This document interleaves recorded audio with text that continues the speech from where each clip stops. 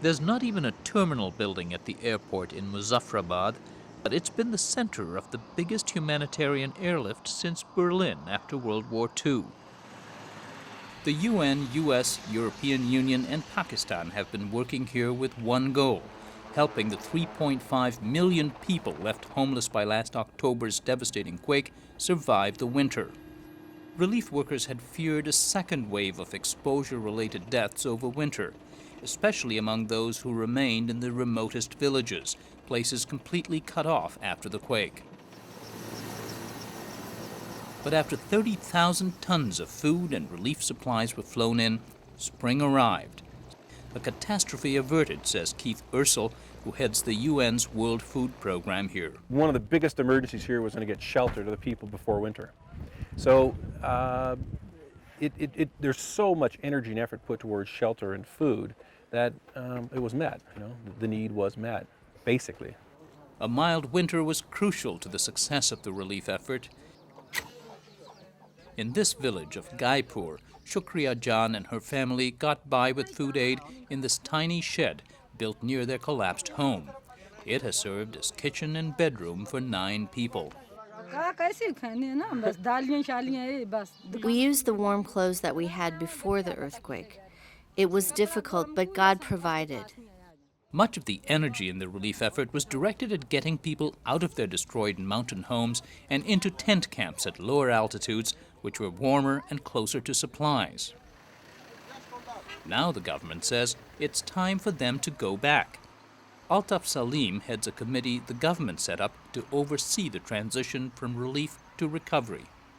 We have to take people back to their own place. If we linger on too long unnecessarily in the tents, there's a tendency to get used to easy supply of food, and this can create problems in the future.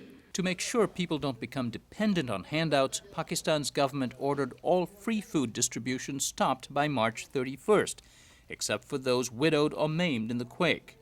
The government promised money to help build small homes, but only once people return. The sooner they move to their homeland, the quicker they can start construction, and this will help them make a shelter available to them before the next winter comes. I think we are looking at everybody moving to that place and starting their life in the next 2 months or so. I think 85% to 90% of people will move back and start some kind of construction. That goal is supported by international agencies, which also have promised to provide seeds, farm tools, and employment programs. But they think the recovery may take a lot longer. Most of them are going back to the same destroyed village or the same destroyed house or agricultural land that they left 6 months ago. That's why they left. So those people going back, we do consider them quite vulnerable. Some that were able to stay in some of their villages were able to build shelters for themselves and start repairing some of their farmland with terraces and the water supply. So the hundreds of thousands of people that are returning now to their villages are faced with some really difficult times. To ease the transition, relief workers are making sure returnees like the family of Mohammed Deen are fit to travel, that they have adequate provisions. Darren Boisvert is with the UN's Organization for Migration, IOM. We ensure that they have their 2 months of rations, so we're not moving anybody who's going to go hungry once they arrive. They're allowed to take all of their personal belongings, but they're also allowed to take whatever relief materials they've gathered to date. So anything from tents to blankets to tarpaulins, tools, whatever they've managed to be given. After hours of loading and waiting, the convoy headed north to the Neelam Valley. Their treacherous drive is just one reminder of the continuing legacy of the earthquake. The quake moved massive quantities of earth, and much of it remains unsettled. Landslides are an almost daily occurrence, triggered by aftershocks or just rainfall. One of the biggest challenges in the months and years ahead is keeping the roads clear so people can return, and also to maintain their only link to the rest of the world. 2 hours later, Mohammed Deen's family was dropped off 6 miles from their former home. The last stretch is accessible only by foot, and would take 2 more hours. For the moment, Dean decided to join several relatives who'd earlier pitched their tents in this spot. While anxious to return home sometime, he said he had no choice but to leave the camp now. They told us, go to your village. So what could we do? They said, you'll get everything there. Here in the camp, you won't get anything. They said, you'll be able to get building materials. His next challenge is to find a lot to build on. Dean lost not only his home, but like many others, his land literally slid down the mountain. Never mind the money. There's just nowhere to stand. The government said that they would give us 150,000 rupees. If I can get land, that would be enough to build a house. But until that time, we'll live in a tent. There are 10 people in this tent. The kids have no shoes, no clothes. It's cold in the tent and we sleep together under a quilt. The extended family of Nur Jahan has been struggling to rebuild since last December. When we visited them then, they worried about the coming winter, living in a tent camp high above Muzaffarabad. Their homestead was only 2 miles further uphill, 3 collapsed buildings in which 9 people died. They were buried in a cemetery across the street. Nur Jahan's son Aslam stayed behind to protect the property, salvage what he could, and clean up. 4 months later, he's still pounding and clearing rubble. The family does have 3 temporary dwellings now, enough to sleep all 20 of them. But sleep does not come easily. His son died, his son died. So many people in this family lie under the soil.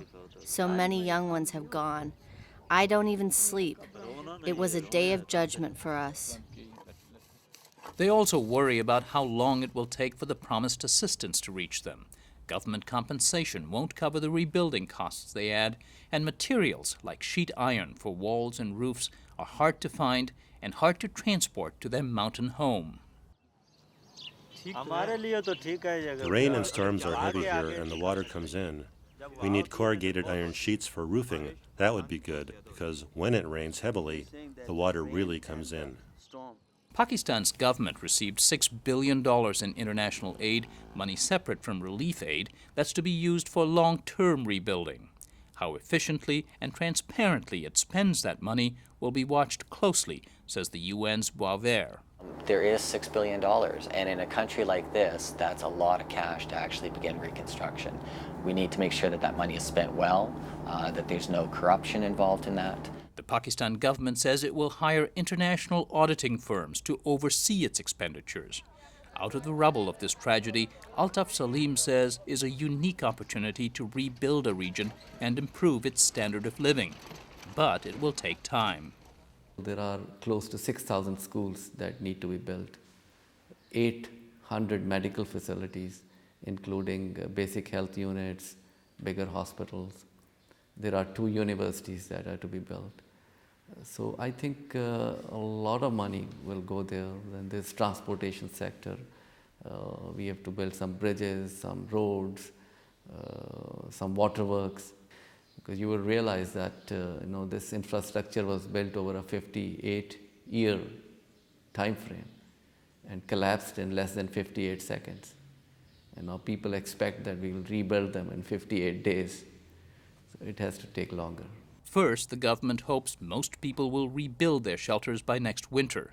For many Kashmiris, that's happening one timber at a time. Even as they stop serving tent villages, relief officials have contingency plans to at least reopen some next winter, just in case.